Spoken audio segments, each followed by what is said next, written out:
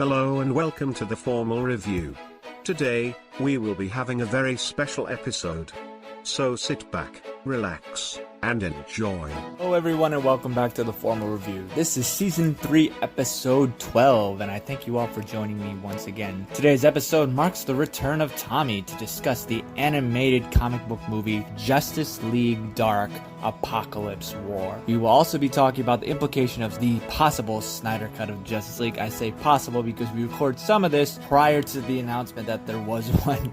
We unfortunately had some technical difficulties with parts of the episode and it took time to record it again. Now before we get started, I do want to preface this episode with a big spoiler warning. Our discussion on the film will absolutely ruin the movie for you. As such, I definitely suggest that you go see the film before hearing what we have to say about it so you fully understand everything. However, if you do not care about that or just want to hear our thoughts on the film while also ruining the movie for you because you haven't seen it yet, keep listening. Hey Tommy, how are you doing? Well, I'm doing pretty good. I mean, non-stop work. But it's been really good too. Welcome back to the formal review. Appreciate you coming on once again. Thanks for having me, and despite all my Batman bashing.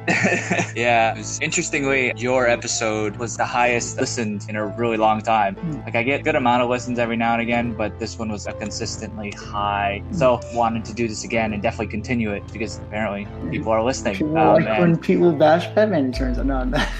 Yeah. I'm just curious, did anyone reach out to you and talk to you about it? No, not yet. But actually, I thought when I did that podcast, I thought it was really cool because some of those criticisms that I leave with certain movies, and sometimes I reflect on them. I go, maybe these are pretty good criticisms. And then I listened to the podcast after you and I were done, and I was really happy that someone else would hear, because some of them were really nuanced, but that someone would listen is like really valuable for me. So I appreciate it. Yeah, I'm glad you came on. It was a lot of fun. So this one with Justice League Dark Apokolips War, it's a mouthful of a title.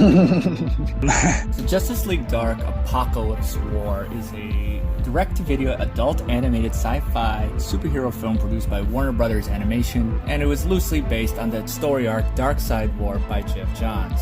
It is the 15th and final film in the DC animated movie universe and is the 38th film overall in the DC animated original movies line. It is directed by Matt Peters, Christina Sada, and written by Ernie Altbacker and Sada. It features an ensemble cast including Matt Ryan, Jerry O'Connell, Thaisa Farmiga, Stuart Allen, Tony Todd, Jason O'Mara, Rosario Dawson, Shamar Moore, Christopher Gorham, Rebecca Ramjan, and Rainn Wilson. In this film, the Justice League Dark, Teen Titans, and Suicide Squad have to team up against Darkseid in one epic final battle to save Earth. After watching it, I'm not gonna lie, I was really excited to talk to you about it.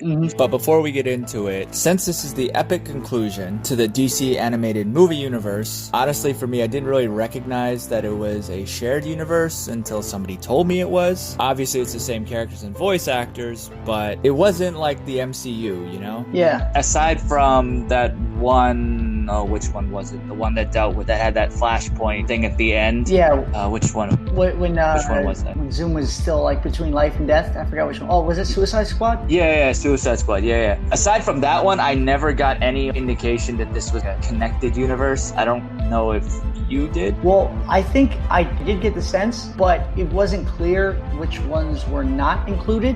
Yeah. I think, for example, Batman 1, when he first met Robin, I think is in that universe. Like the Teen Titan one seems like it was in that universe. But then there were a bunch in between that I'm not certain if they were or weren't. So the ones that are Flashpoint, Justice League War, Son of Batman, the Atlantis one, Batman vs. Robin, Batman Bad Blood, Justice League vs. the Teen Titans, Justice League Dark, Teen Titans Judas Contract, Suicide Squad Hell to Pay that we talked about, Death of Superman, Reign of the Superman, Wonder Woman Bloodlines, and then Constantine City of Demons. So this one takes place technically after Reign of Superman / Wonder Woman / City of Demons, I think. I haven't seen Wonder Woman or the Constantine one yet, but I knew like the end of Reign of the Superman, he shows Darkseid. I remember that, but any of the other ones, I haven't seen them, but I didn't think there was any connection to them just because it seemed like a direct connection to Reign of Superman now after seeing this film. But anyway, out of those, which one would be your favorite? I don't know. I was thinking about it. I think my favorite DC animated movie isn't on this list, but of these, Yeah. probably I might say this one, either this one or Flashpoint. Some of them I remember being good, but I think Flashpoint and this one, I have left the biggest. I will remember this one. This is one I will talk about and reflect on. Whereas the other ones were good in the moment, but I don't think they had the gravity to stay. Like, I couldn't tell you any of the details except for Flashpoint with extreme detail. They were all good, but none of them reached that level where it's like, oh wow, remember everything about this one. But this one I think may have. So it's a toss-up, really. Yeah, I definitely agree with you on that, because I would say for me it's either Flashpoint or Death of Superman, but I feel like Death of Superman is just because I think we talked about it last time, where I read it a lot as a kid. Like, it's just, there's a lot of nostalgia there. Yeah. And Flashpoint was new, and that blew my mind when I saw it. I would say that, but this one, not to get into too many details of the liking about it, but I agree. Yeah, this one has definitely a possibility of being high on that list. I want to say that DC saved a fan, because there were a couple in a row that I was just meh about, and then Red Sun, and I was more that I was about to throw up. I still do now, because they got me. I haven't fallen off yet, but I was. They got me back. But like, when the DC animated movies would come out, I used to do a dinner date with myself. I'd set a date. Okay, no one talked to me. New DC animated movie, and then I was falling off, and then Red Sun happened, and I was about to just like, forget it. That's right. Forget this whole DC animated movie thing. But this one, really, I'm looking forward to the next dinner date. Yeah, luckily that one isn't connected to this whole thing, and neither is Killing Joke and the other average ones. Yeah. Similarly, I don't remember a lot of them aside from Judas Contract, because that storyline has been done so many times that it's obvious what happens in it. But anyway, when it comes to, I know the plot, the main idea of this, I know they kind of took it from what Zack Snyder wanted to do with the live action movies. Did you know this? No, I didn't know. So essentially, his original plan at the end of Justice League, he was going to have Steppenwolf be killed off by, I think, Wonder Woman or somebody dropping off his head. And then they were going to show, I think, a boom tube, and they see Darkseid. And then Justice League 2 is about them preparing and then going. But then they lose for similar reasons why they lost this time in this movie. And then Justice League 3 was supposed to be that nightmare scene that they did in Batman vs. Superman. And then Justice League 3, basically, as a hero movie, they basically go off and defeat Darkseid. They took so many things from that. Do you know anything about the Release the Snyder Cut movement? No. So with Justice League, you said you didn't watch that, if I remember correctly, right? So it's a lot. I'm not trying not to be too negative about it, but there's a lot of problems with it, because it was like a lot of rewrites and reshoots and whatnot, but it ended up being utter crap. So then over the past, I think maybe year and a half, there's been this online movement that's called hashtag Release the Snyder Cut, because there's been people saying that the cut that we saw wasn't the true story and that there was so much more filmed and blah, blah, blah, blah, blah. So Zack Snyder actually tweeted out this image that he's having a rewatch of Man of Steel. They have apparently said that he's going to announce something really big at this rewatching, because HBO Max is starting next week, and they think that they are going to release his movie on that. Talking about this movie that was pretty much inspired by that, and then you have this potentially happening. Obviously, I can't watch it because it's during work hours, but even aside from that, Man of Steel is not that great. But you look at it, there's so many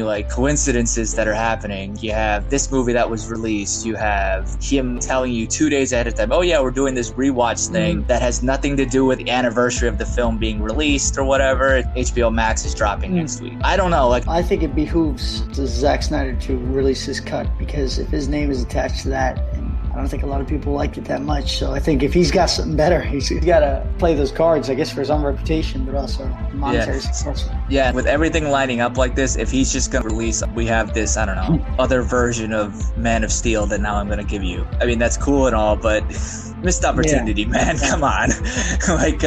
You could have banked on so many people. And honestly, from HBO's standpoint, they could easily sign on a lot of people. The main reason why I bring that up is because what would you think how this film played out if Zack Snyder actually had this story but live action? Well, it depends. One of the things that makes this movie so interesting is the amount of people who die. So it would be tough if they're trying to build a cinematic universe in the same way that the MCU did, to kill off so many people, unless it was, in the MCU much later. I don't know if he had this exact script, It would look cool. It would be a cool idea for live action, but I don't know if they can do 3 or 4 movies and then kill off so many people unless they intend on doing kind of a plot twist in the same way they did at the end of this movie, which would be cool. Yeah, I mean, similarly toward the end, like they recasted Batman. It's no longer Ben Affleck. It's what's his name? I've seen the pictures. I don't know his name. Robert Pattinson. And then the Flash movie's coming out. I honestly thought for the longest time that that's what they were gonna do. They were gonna do like a Flashpoint type of thing to reset everything. I don't know if they're doing that, but like that's what I thought they were doing for a while. That could have worked perfectly, especially if they wanted to actually after Justice League completely recast everybody. Because like you could kill off somebody, do Flashpoint, and then it would be so easy to switch up a different actor for a character. It's fascinating the way Marvel created what they created and how, I don't know if they had a long-term plan all the way this far, or maybe they just are more dynamic writers, so they write in a way that the stories are expandable or contractible at a given moment's notice. Because I was thinking about how Marvel unrolled. They didn't even know they were going to have the rights. I don't think when they started they didn't have the rights to say like Spider-Man, for example, and yet somehow he's seamlessly integrated and not a big part of the universe now. And I think about something about the way they unfurled it in the beginning made it dynamically adaptable, and I don't get that sense from the DC universe. They were pretty much playing catch up the entire time, because Iron Man came out, I think 2008 maybe. They developed all these characters. Yeah, he's got to be that, because I remember in college we went to the theater on those opening nights. They developed it over time, whereas this one kind of, they tried to do it, but then tried to rush so much. They tried to push it and then to develop all these new characters. And then you're right, if they had done like the Justice League in the same way, I don't see them killing off as many of these characters, because obviously they weren't introduced, but they could have easily killed off somebody else. I don't know, Alfred or Lois Lane or something like that. One of the Green Lanterns. Like, there's so many of them. Just kill one of them. Throw Green Lantern in there, kill him, and pull the next one off the bench. They could have also, because technically Martian Manhunter is in this universe. He's never been officially revealed. I don't remember the actor's name, but because you haven't seen the movie, so I can't describe it, but there is a character in the movie that's actually supposed to be John Jones, but like in disguise. There's a scene in the Man of Steel movie where he's confronting Superman. We have legitimate security concerns. Let's put our cards on the table here, General. When Superman breaks the handcuffs, all the humans retract in fear, but this one guy just kind of stands there standing. You're scared of me because you can't control me. You don't, and you never will. That doesn't mean I'm your enemy. Then who is? Zod? That's what I'm worried about. So he could have died because they didn't like bring him into it, you know? Things like that. I was just thinking about, one of the things that made this movie really good was that the unrolling up to this point wasn't perfect, but it was a lot better. It felt like a culmination. It felt like a lot of things. And you've had so many movies with so many characters that if one dies, it's kind of significant, or they've at least had enough screen time that it's just not, wait, did you just bring that guy in 30 minutes ago and you killed him? Yeah. But I'll give you an example. I thought one of the best scenes in the whole movie was in the very beginning, where Superman was talking about how humanity is facing existential crisis. This can only be looked at as a prelude to war. Darkseid aims to conquer the Earth and crush it under his heel. I want to make this perfectly clear. We are facing an existential threat to the planet. We can't wait for Darkseid to make the first move. And then 2 or 3 lines of dialogue later, he says, Darkseid created a monster that nearly killed me. What chance would humanity have? Our only option is to destroy him. And it dawned on me, that's a really fascinating way to frame Superman, and a really good way to frame Superman. And you could only frame Superman in that way post-Doomsday. And it's almost as if for the first time you're looking at Superman and he's legitimately afraid. You know? Yeah, and then they bring in those the Doom bots? That's what I'm calling them. Yeah, the Doom parademons or whatever. Picking up life form readings coming at us, but they're too big to be parademons. Then what the hell are those things?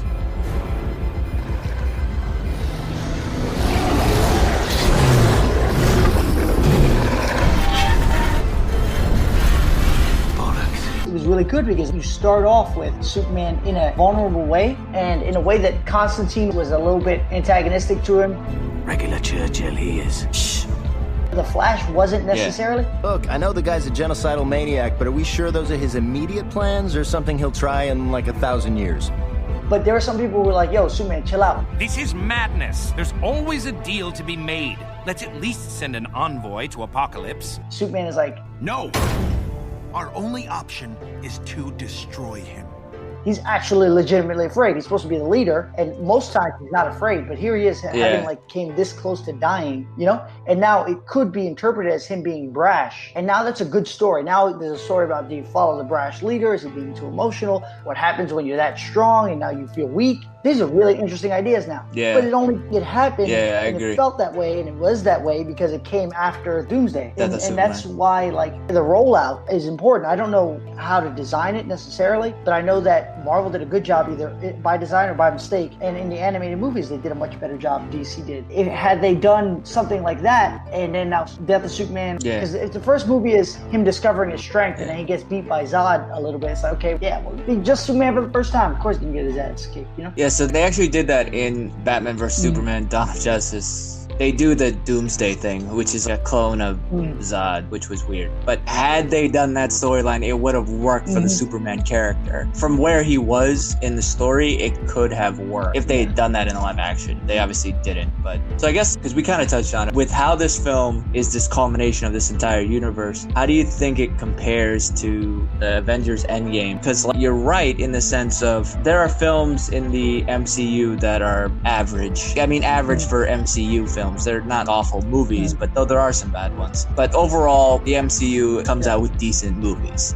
And then they have this huge culmination, huge battle scene. And then this is something similar, but the animated movies have been kind of, I would say, a similar type of situation. So it's almost equal in that aspect. And honestly, when I first watched this, I did not expect anything close to Endgame. I just thought it would be cool to watch a Darkseid battle. But this was honestly so much better and surprising, honestly. First of all, I actually took notes while I was watching the movie because I know you invited me to do this. And within 5 minutes, my notes were, dialogue is legit, Superman is flawed in a legit way, Lex Luthor is legit. Wow, this is a really good movie. This is not what I was expecting. This is out the gate legit. And I didn't expect it to be something that you would compare as a great movie. But I would say that one of the issues with the Avengers movie is the way that Iron Man died was certainly not necessary. I remember leaving the movie and just going, that doesn't make any sense. There's no reason why that should have happened. That was just for some sort of dramatic effect. Wait, what? But it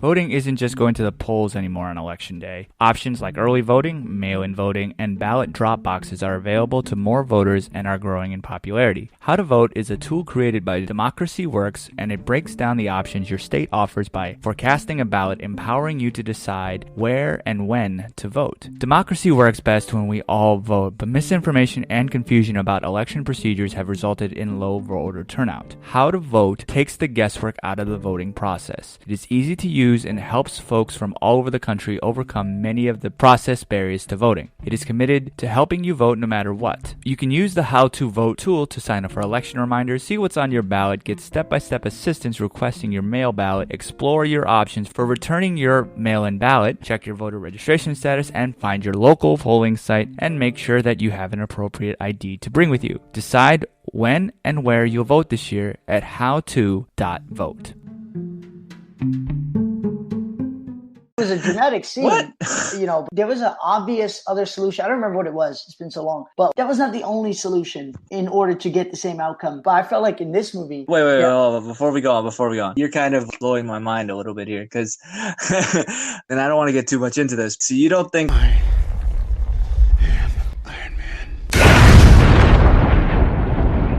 You don't think that was the only way that could have been done? Listeners, if you're listening right now, this is next episode bait. I'm going to have to rewatch it because I had a very crystal clear explanation as to why that was not the only available option and certainly not the best one. But I forgot it now. It's just been so long. So I'm going to rewatch it. So if you're listening, maybe I'll be back on and then maybe I can ruin another movie that everyone seems to love.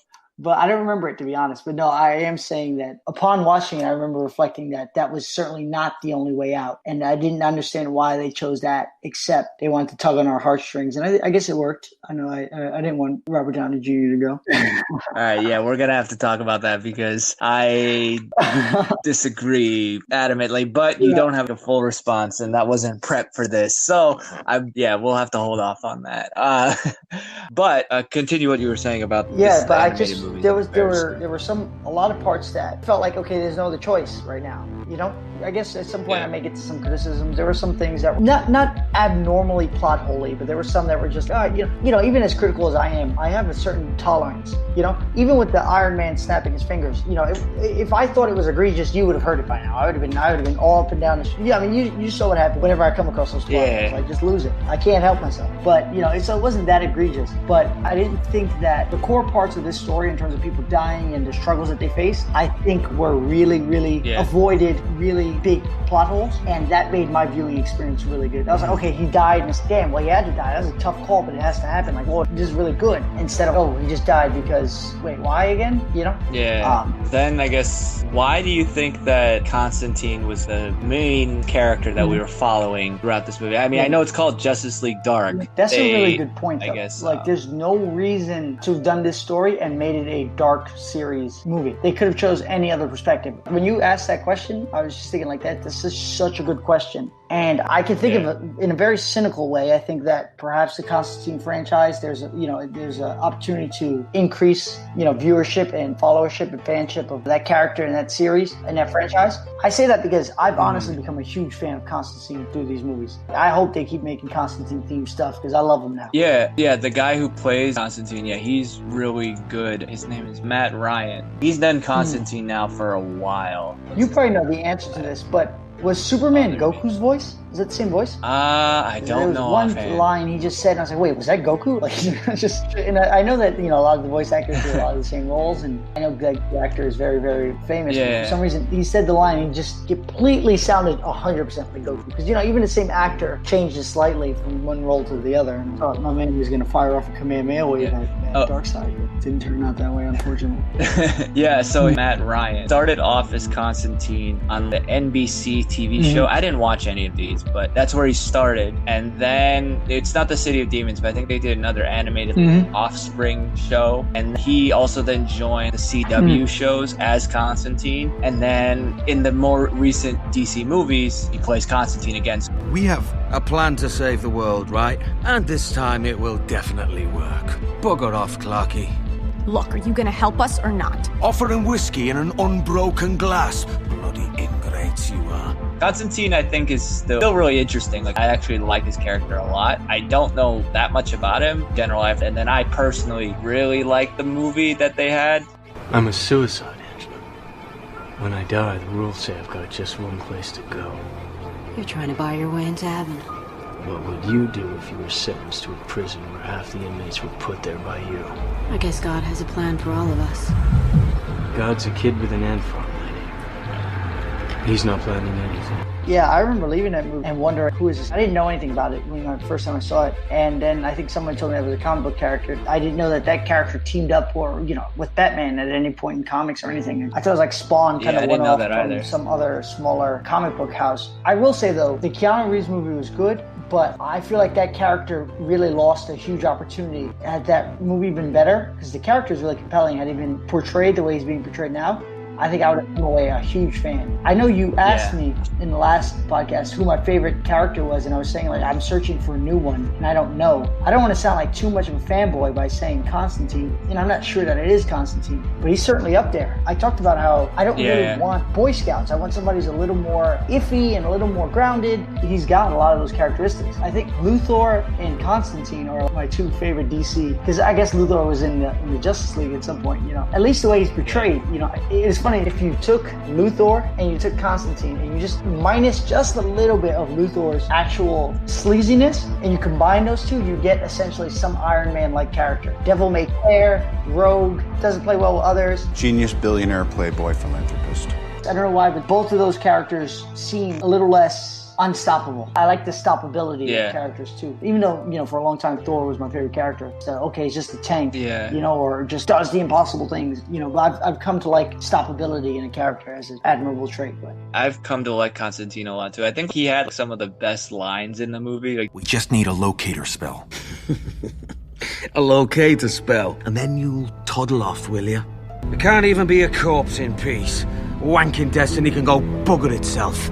One of my favorite, when he's talking about Etrigan. Been all mopey ever since a friend of his died. Doesn't even rhyme anymore. That's really sad because that's what like Etrigan is known for. Like, and he's really powerful, so it's kind of a weird way to actually not use the character to his full extent because he would have been one of those overpowered characters. But makes it also relevant to the actual story that they're going with. Matt Ryan, he was one of the reasons why I really enjoyed first Justice League Dark movie, but don't know why this movie specifically is called Justice League Dark. Aside from like Constantine being the main character, maybe they did that so that they could make it R, which I think honestly that helped out a lot and made this movie. We talked about it similarly how I think Flashpoint was PG-14 or something like that, and this movie's definitely R. Some of the deaths are pretty brutal. Aquaman like gets like ripped in half. I think they show. Aquaman got hosed in this movie. Aquaman had 3 seconds of screen time, and 2 of those were spent with him being ripped in half. We didn't even have an objection at the, like in that meeting in the beginning. Like,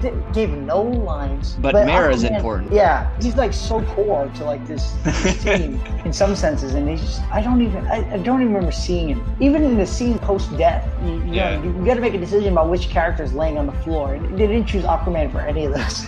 Just didn't give a damn about it. Yeah. So which death do you think was the most powerful? I'm trying to think. I think when Wonder Woman got killed and when Shazam got his leg ripped off, I remember seeing those scenes and thinking to myself, that's pretty intense. These are no joke characters. It's not Batman at a good angle and you rip his leg off. That one of these parademon things straight up grabbed Wonder Woman's arm and ripped it off.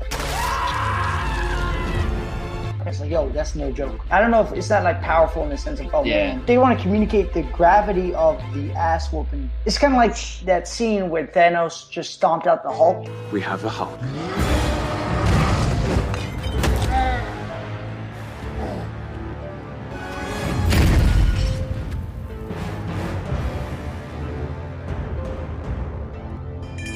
Hated that scene. You want to set the standard like, yo, this is no joke. The parademons, and you know, we've seen so many scenes of these things just getting pummeled, you know, by these guys. And here we got Wonder Woman just straight up rip her whole arm off, you know, and then the same thing with Shazam, just like rip his leg off, and it's, oh my god. Did Shazam, like, did he die? Like, I think they indicated that he died, there was but no, I don't. There was no on Earth, he has a bunch of those like, doom demons or whatever like, around him, and then he yells.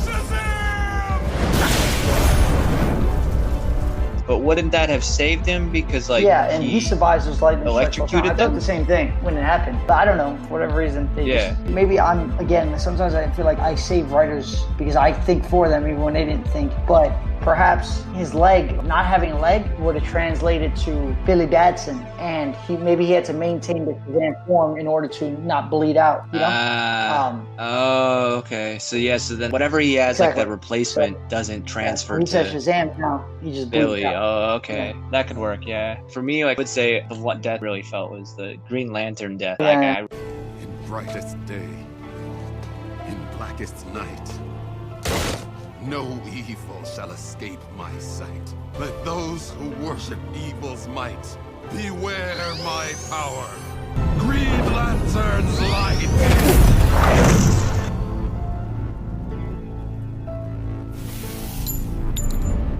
Like I said last time, my favorite Green Lantern is John Stewart. So that's also why I really felt that death. And then, honestly, the Damian Wayne death. Oh, yeah. No!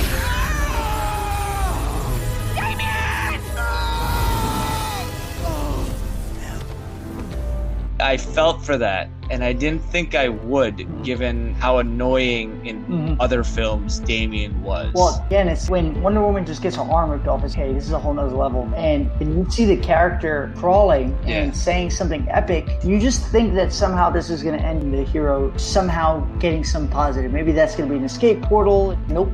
Yeah. You're just going to get a raw, like, not at all. It's over. Just complete, boom, you're dead. You know, you're just completely KO'd. You're just ashes and that's it. And then Darkseid doesn't care. An ominous kind of overwhelming defeat. You know, and he walks away like, I don't care. I didn't even break a sweat. What am I going to care about? Yeah. It didn't even happen as far as I'm concerned, you know? Obviously, you and I both really like this movie. There's not really much to it, but I thought there were some really cool moments in this movie. Just in general, Batman's Apokolips suit was pretty much Batman Beyond suit. The way they distracted Darkseid to escape at the end with Trigon, I didn't expect that either. And when he jumps into Superman. That was a really good scene. That was one of those scenes that was like, I didn't know it was going to happen, but I thought Constantine had a plan. I'm offering you a willing magical host. Let's kill the bastard. And then he was psych. I have a better idea. That's not what I was expecting to do. Right Yeah. The jarringness of some of these scenes that Right. is just so overwhelming. Boom. There's a bunch of scenes that were like really interesting like that. But for some, one of my favorite scenes, and I don't understand what happened, but I think it's hilarious that I still don't know what happened. When Constantine mentioned his ex. Oh, bollocks, it's my ex. You and Harley? Gross. Do I look mad? Was he talking about King Shark? Wait, is Killer also, Shark Killer a woman, Shark or was is look not that it dope. matters or anything? Is Constantine bisexual? Yeah, Just saying. I think Killer Shark is a dude. Or King Shark, I mean. If it's a dude, that makes it even more interesting. And it's a curveball that was not necessary, but that they threw that in at that point, I was like, yo, that's hilarious. Yeah. The whole character of Constantine is now more interesting. Like, is he gay? Is he bisexual? That's interesting, you know? Yeah, and he's completely fine getting with a man shark. It was funny. Completely fine with that. Which was good. And then it was also interesting, and especially because you don't know that much about Constantine. You see him, he's kind of got this grifter kind of sense. Certainly, devil may care. If you add the wrinkle of him being potentially like bisexual, now he's like an even more interesting character. And I think most people coming in don't know anything about him. If I told you, for example, that Superman was bisexual, people would have a predetermined, oh no, he's with Lois Lane. He's not, you know? Or Batman, he's always a playboy, right? But like no one knows that much about any level deeper than just Constantine's name, and then knows magic. You know, it just makes it interesting. Like, oh, is he? I'm pretty sure a bunch of people Wikipedia it. It just adds to the allure and the intrigue of the character of Constantine. Yeah, especially like the first part of the movie is. I love you. Didn't think that was in doubt, Z. I just wanted to say it before. Before nothing, the League will sort this out and we'll be having pints by sundown. Try pushing the heterosexual male on you, but then... Oh, yeah. My ex, the Killer Shark. What? That's a drastic change. I still feel like DC is still playing catch-up. They have really good animated movies. I don't understand why they're relegating themselves, or maybe who's relegating it to play catch-up instead of try to take leadership. King Shark was just a Groot ripoff. I am Groot. It's like King Shark is a shark. King Shark is a shark. It's like the same joke. Yeah. You know? And I was like, oh my God, come on, Groot. We get it. We heard this joke before. Or there was a scene where Wonder Woman caught the shield after throwing it, you know? And I was like, wait, why? There's no reason to have such an iconic shield grab. And Wonder Woman, she uses a shield, yes. Let her use a shield in a way no one's ever used a shield before. Do something so cool. Take the leadership so that Marvel has to go, oh man, you remember that scene from that movie? That was cool. Can we do Captain America to do something like that? Instead of only taking notes from. I don't know what it is. I don't know if they're less creative or they're creative in a different way, but because these movies are really creative and they're really good. But I guess I didn't get that with King Shark very much, just because I thought he looked really cool. I mean, we've talked about like street sharks, right? Like he honestly in this movie, not when he talked so much, but that's what he reminded me of. Instead of just being the Hulk looking character with just shorts and a shark top. When they like infiltrating that one building. We need your van. Thought that was just so cool. Didn't even click to me about the Groot thing. But I see what you're saying, though. My biggest problem with this movie is one of the biggest plot holes that bothered me the entire movie. Constantine can transport himself from Apokolips all the way back to Earth. Why do they need boom tubes? And they have to plan that the whole side mission or whatever that they have to do to make sure that they can get onto the boom tube. Why do they have to do that when... You're right. I thought when he ran away, as soon as the mission seemed to go awry, why didn't more people run through his portals? But I didn't think about that. That makes the boom tube superfluous. That's such a good point. It doesn't take away that much, and it's honestly just like this small plot hole that I'm like, all right, yeah, that's kind of stupid. One of the things that I thought was pretty frustrating, one was that all or nothing with these Doom paratroopers or whatever. I don't know how difficult it is to make these things or whatever, but it seemed like he had hordes of them. And then it's like, okay, at this moment, all of them are gone. Why would you ever have a situation like that? Just keep some of them. The other ones are so powerful, they just rip the Justice League apart. That wasn't all of them, so you don't need all of them, and half the Justice League's already dead. So if you're gonna go to Earth, or if you're gonna go to some other planet that doesn't have a Justice League, it's just way too convenient to all come. How good is brilliant strategist who was so smart that he anticipated every step in their plan, not think maybe just leave a handful of them behind. Especially when you got Wonder Woman and all these other people who are already adapted to be your minions. Partner them together and all of a sudden,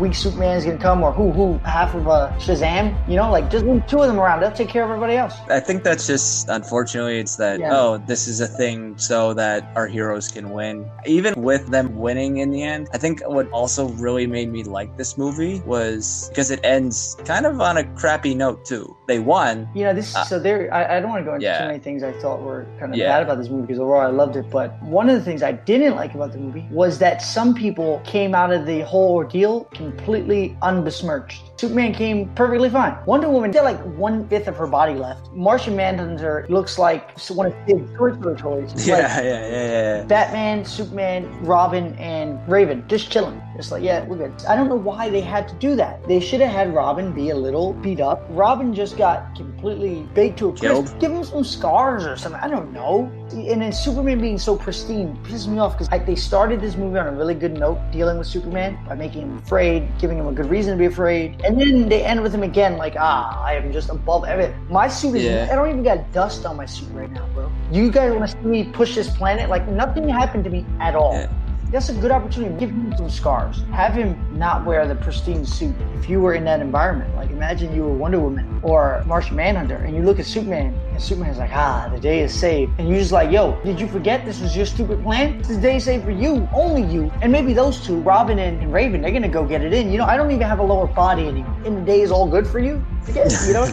Yeah, there's like little weird things like that at the end of the movie that, unless I'm completely forgetting, I don't think they explained Raven's demon powers that can revive Damian. Someone said she's always in pain and her healing powers don't work. Maybe they just dropped that one line, but I'm with you. I don't know why. Why not just give it an explanation, or why not make Raven pay a price? Raven does that, and maybe she gives up 20 years of her life or something. You know what I mean? Like her life force. Like there's some movie like that where like some character gave up their life force, and then they either got older, or instead of just wand waving, just like, don't worry, she does magic stuff. Yeah. You know, just like hope that we don't ask any questions. That's not that hard of a fix. Were you going to mention this one too with Sultana or whatever her name is, Zoltana? That Constantine came back to life? Why not? Why?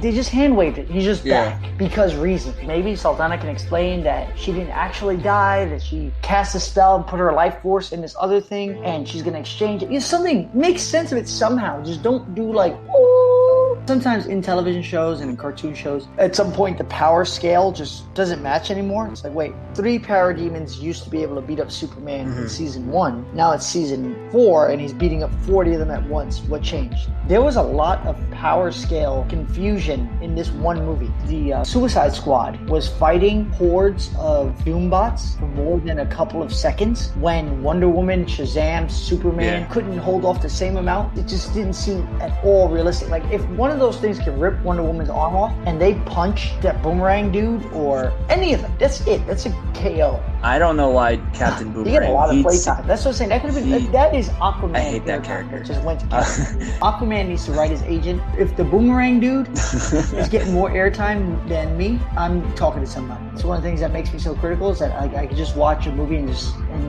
you can ask my girlfriend, she hates it.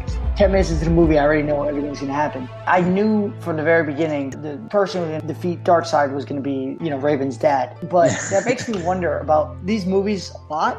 And I don't understand why these plots aren't more built out. But when overwhelmingly powerful bad guys are coming to destroy your planet, or just to conquer when you want to conquer, the enemy of my enemy is my friend. I wrote that in my notes too, like the 23-minute mark. I put the enemy of my enemy is my friend. And that's because at that point I knew already it's going to be Raven's dad. That should happen more often. If Darkseid is going around conquering the whole universe, where's Brainiac? You don't think this dude's going to catch up to you and kill you or enslave you if you don't stop him? I feel like those could be really compelling stories. If it's a really, really overly powerful bad guy, where all of a sudden Superman's most powerful villains trying to fight too. I see what you're saying. Brainiac come up with some algorithm to show that like him helping out defeat Darkseid is a good idea, but then he could have then be the next big villain. If you think you can beat the Justice League, but you don't think you can beat Darkseid, then this is a good time. Team up with the Justice League so you get the advantage, beat Darkseid, then turn around and beat them. Or vice versa. know, like if you don't think you could be the Justice League, team up with Darkseid. But Darkseid doesn't seem like, he doesn't want to be partners. Partner to him means literally enslaved. And he wants to conquer the entire universe, so he is a threat to everyone. I was interested to see what would have happened if Raven's dad had come out on Earth and destroyed Earth during this whole thing, right? Like, let's say, you remember when he broke one of the chains or whatever? Let's say he escaped, killed Robin, killed whatever was left on Earth,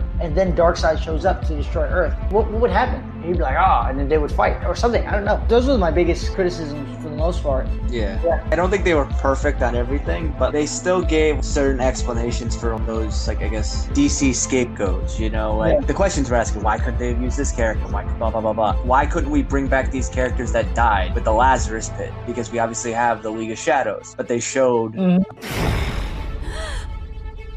You used the Lazarus Pit. He was my brother. I had to take a chance. It just didn't work. Yeah. All these flaws that we're coming up with, I think they're honestly nitpicks, because based on what you've said, I think both of us can agree that we both really like this movie. These don't rise to the plot holes that I'm going to go off on, and I have no aversion to going off on plot holes. So I rewatched that Batman scene yesterday. Yeah, I know. I did. I had to, because I was just trying to make sure I wasn't going crazy. That is an egregious plot hole. These are not egregious. So even though, like, obviously he was brainwashed by Darkseid, I like Batman. Yeah. Mostly just what broke him. Finish him, Batman. Finish him and take your place as first among my servants.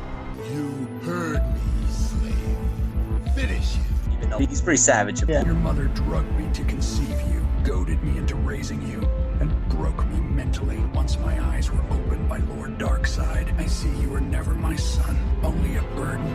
I thought the way that they explains like how Batman always has a plan, that's true. The way he's become to be this master planner in, alternative routes, it's like the exact opposite of Red Sun Batman. But he did a good job avoiding potential really powerful egregious. Yeah. And that was what made it good for me. It sucks that that's the standard now, but they did a good job. I loved it. I would recommend it. Yeah, same here. Now, I was a big fan of James Lip's show Inside the Actor's Studio. For those who don't know, at the end of every episode, he would ask a list of 10 questions that was originated by the French television personality Bernard Pivot on his show Apostrophes after the Proust questionnaire. And so to honor his memory, I'm going to continue that. Now, my questions aren't the exact same, twist them a little bit so you get to know a little bit of my guests at the end of each episode. And some of them are a little bit fun. So let's get started. How many times a year do you see a movie in the theater? I would say maybe once a month. How often do you watch movies at home? Maybe like once a week. While we eat dinner, we'll watch a movie.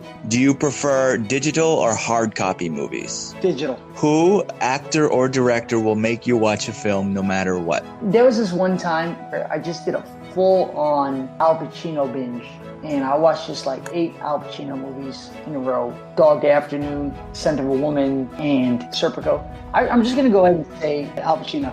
If you could choose, what movie-related profession would you like to attempt if you could? Screenwriter. What's your favorite movie or movie genre? I've gone in and out of being someone who likes movies, but I've spent more time not liking movies than being a real big movie buff. But then I go through these periods of time where I love movies and I'm watching. Scent of a Woman, because for some reason that is all those scenes are the most vivid memories I have of any movie, for whatever reason. What is your least favorite movie or movie genre? You mean besides Dark Knight? I hate most movies. Who's the guy from Little Nicky? Who's that actor? Adam Sandler. And the guy from King of Queens? Kevin James, Adam Sandler, Chris Rock. Whatever genre it is. Best Batman actor. I don't think any of them really nailed it. I'm going to go ahead and say the guy who plays Daredevil. Ben Affleck? No. Oh, I didn't realize that. That's hilarious. The guy who plays Daredevil on Netflix. He is the best Batman actor. Oh. They just haven't casted him yet. All right, I'm gonna go with Ben Affleck. Is it biopic or biopic? Biopic. If heaven exists, what would you like to hear said to you when you arrive at the pearly gates? Oh, that's a good question. That ideally, assuming that I enjoy life, that there's going to be more life to come. It's just like, all right, we're about to do a Flashpoint Paradox reboot. So that ends this episode. Thanks again, Tommy, for coming on. Definitely appreciate it. We've been talking for a while. I think this will be a good episode. And who knows what the next DC animated movie is going to be at this point, because this one's rebooting everything. So we'll see what happens. But not one for a while. Maybe we can get you on again to talk about the MCU as a whole. if people agree with you, disagree with you. Is there any way people want to reach out and talk to you? How can they do that? You can find me on Twitter. You can also find me on Instagram, Tommy_behave. Cool. Yeah. All right. Thanks again. I do appreciate the opportunity to just give some insight that I otherwise would wrestle around in my head all day. And this was a good movie, so if you didn't prod me, I was all the way up on DCU. So. No problem. Enjoy the rest of your day. Thanks, man. We'll talk soon. Absolutely. Peace.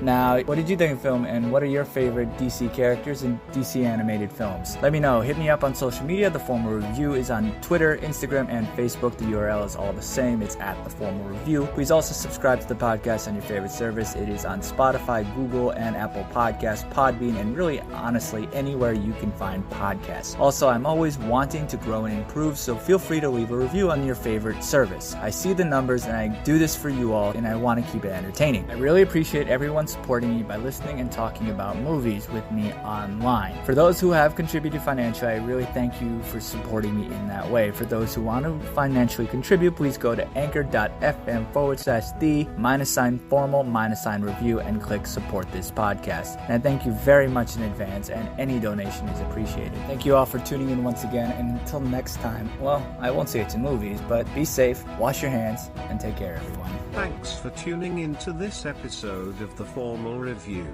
We hope you'll join us again.